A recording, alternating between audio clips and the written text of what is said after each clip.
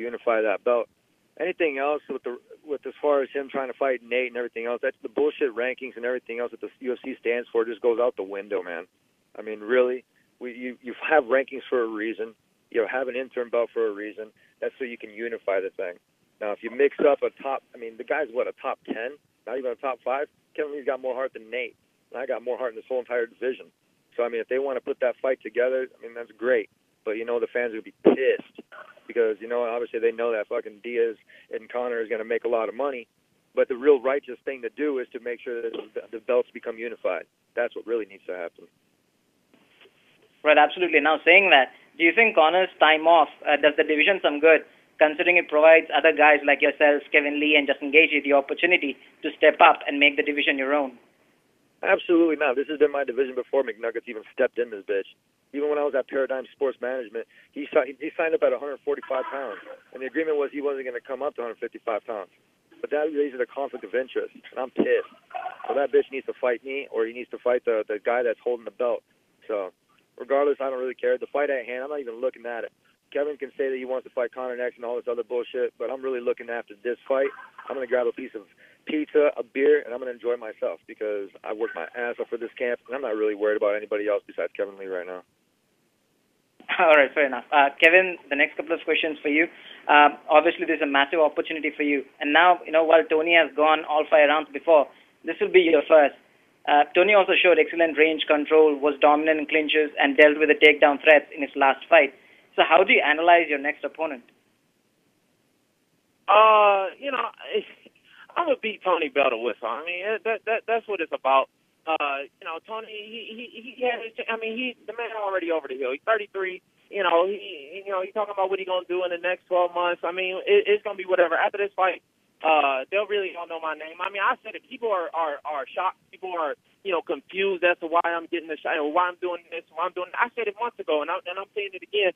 I feel like I'm the real king around this bitch. So, you know, I'm just 25. I'm just getting started. I keep getting better. He keeps getting worse.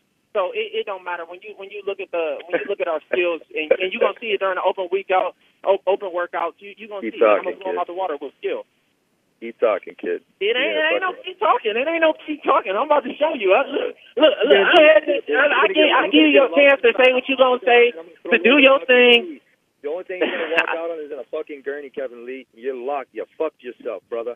That's what you did. You messed up by talking shit, and you wanted to bring family into it. So, you know what? I'm not a punk-ass Chessa. You're dealing with a real fucking Mexican now. Yeah, sure. I'm letting you have a little words, but they ain't mean shit. Like, you the one that's going on the talking, so go ahead, keep doing it. Can't even hear one word you're talking. You need to enunciate. Also, Kevin, you now have the chance to folks saying, listen.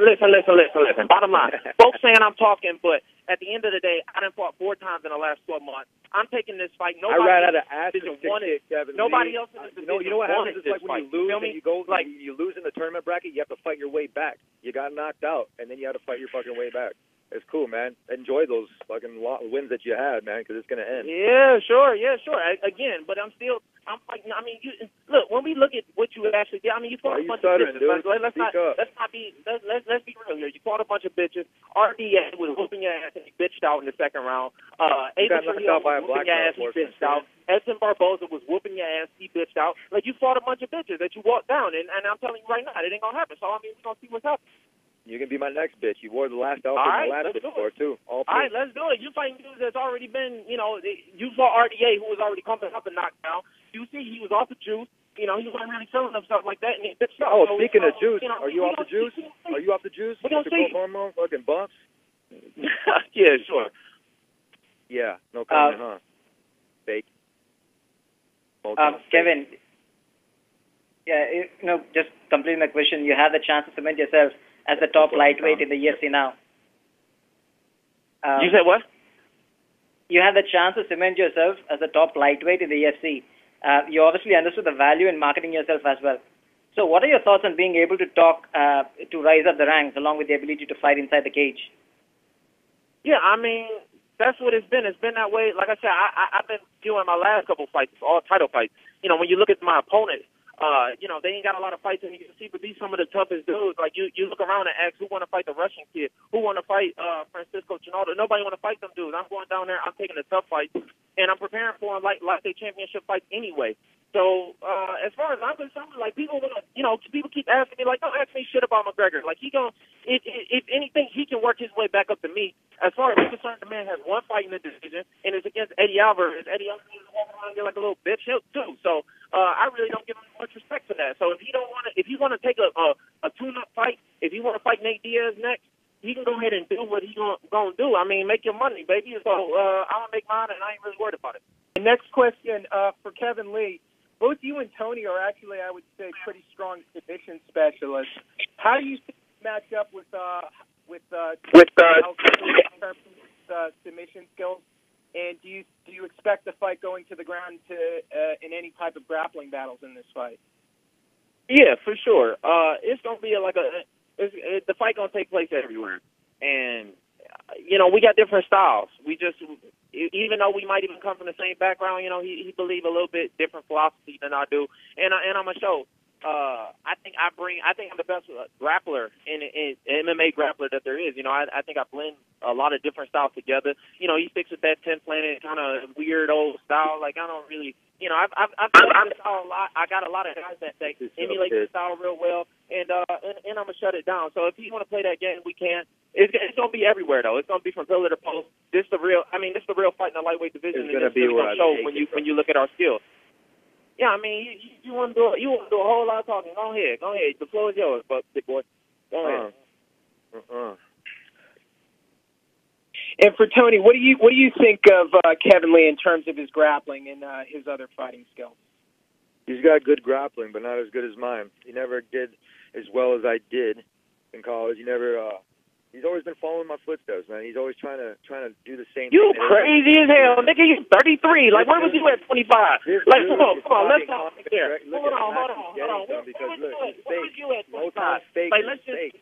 Motown fake is the fakest dude I know.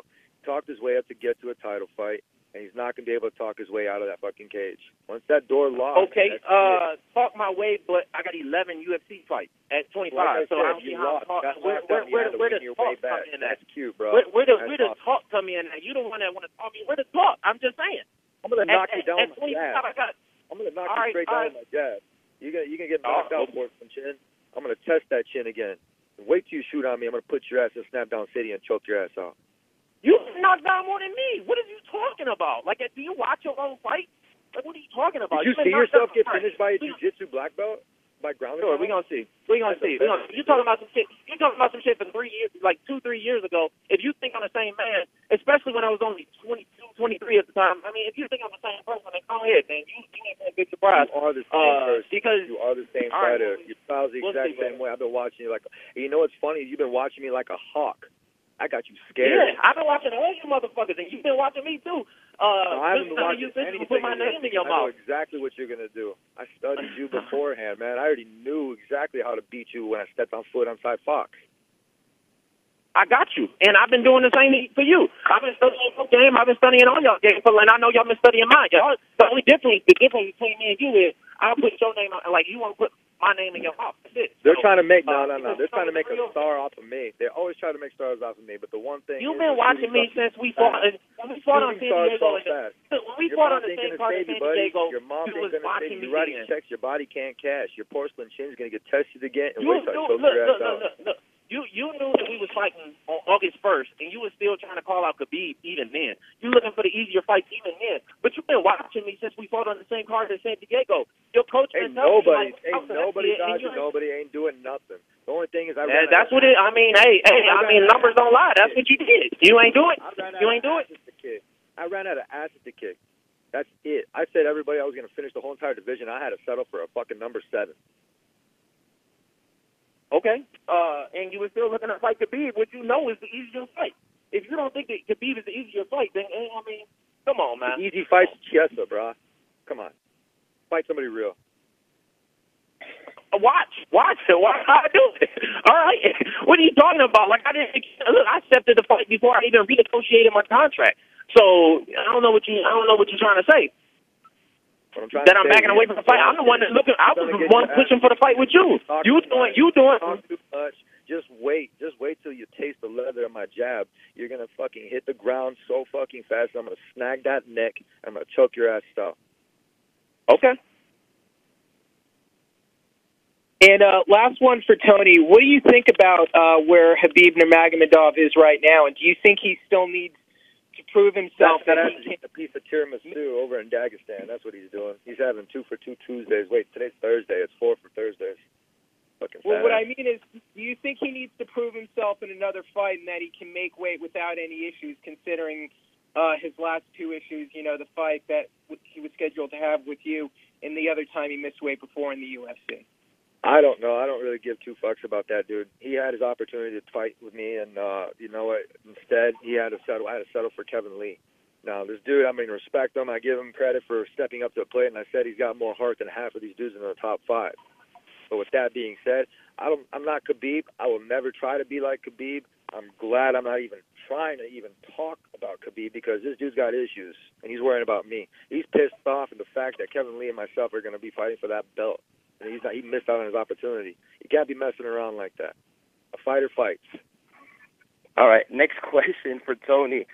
Tony, looking forward, if you become champion, do you feel like when you become champion, do you buy into the hype of the whole red panty night scenario? We've seen other people wait around for Conor.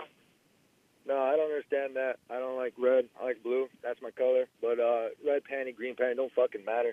Wherever they put in front of me, and my first manager told me, he's like, Tony, you make your money by winning, and that's Brock Lesnar's manager. That's Brian Stegman. He tells me, Tony, don't worry about anything else. Everything else is going to fall into place. And I kept that same attitude. I signed with the management, and I kept the same attitude. I'm not changing anytime soon. Except when they offer you Michael Johnson. And then you back out, then you run away, then you just take the money and run. Like, I mean, come on. Look, I always see Tony respect. When they offer Michael Johnson, I will say Tony just three-quarters. But, Kevin, come on. Look, as a competitor, as a fan, one thing you lost is to Mike. That dude was not going to be able to make 170 fucking pounds. Sure. I don't care. I mean, you fully fucking pawn. And you know what? I didn't see your ass stepping up. Well, okay. Yeah, no, I was down in Brazil at the time, and I actually tweeted, and I said, fucking find me to Las Vegas right now. I don't know if you remember, because I don't know. I don't know how your memory is working. All I but have to tell you is, look, money didn't make sense, dollars didn't make it right, but I got to fight, and your ass is going to go night-night. Okay, that's a good little nursery rhyme. But again, as a fighter and as a competitor, I had to take it away from you. You should have stepped up. You should have took that fight with Mike. If it was me and they would have offered Quinter, they would have offered. Look, Mike already knows. How to finish his ass. You ask him straight up, and he'll tell you straight up. I've had conversations with Mike. Look, this is a woulda, shoulda, coulda. Boy, you're a kid. I'm gonna send you packing, bro. You're gonna go back. Woulda, shoulda, coulda. Woulda, shoulda, coulda. I know you bring up my age a lot. I know there's a little bit of resentment there because I think you have such a big chip on your shoulder. You're about the 25 of life, man. You're everything that's like that, and you talk too fucking much, and I can't wait to hit you and let you hit the fucking pavement, man. Like straight up, I can't wait to drop you like with my jab, and just wait. I've been out there in Big Bear Mountain fucking doing crazy shit that you haven't even no fucking clue. It don't matter who puts in front of me. Your ass is mincemeat, kid. Okay. I mean, even when we got into it at Fox, I mean, it seemed like you like to do the talking more than me. So I'll let you go. No talking. You talk so much. You're not even funny. You said about all this mic time. You think mic time's going to save you? Get out of here.